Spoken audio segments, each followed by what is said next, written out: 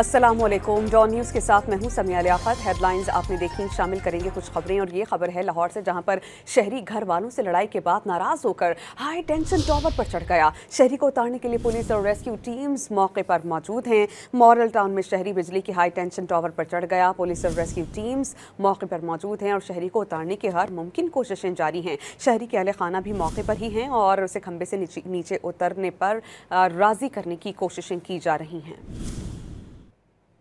अस्सलामुअलैकुम। Don news के साथ मैं हूं समिया लियाकत। हेडलाइंस आपने देखी, शामिल करेंगे कुछ खबरें और ये खबर है लाहौर से, जहां पर शहरी घर वालों से लड़ाई के बाद नाराज होकर हाई टेंशन टावर पर चढ़ गया। शहरी को उतारने के लिए पुलिस और रेस्क्यू टीम्स मौके पर मौजूद हैं। मॉरल टाउन में शहरी बिजली की हाई टेंशन टावर पर चढ़ गया। पुलिस और रेस्क्यू टीम्स मौके पर मौजूद हैं और शहरी को उतारने की हर मुमकिन कोशिशें जारी हैं। शहरी के अहले खाना भी मौके पर ही हैं और उसे खंबे से नीचे उतरने पर राजी करने की कोशिशें की जा रही हैं।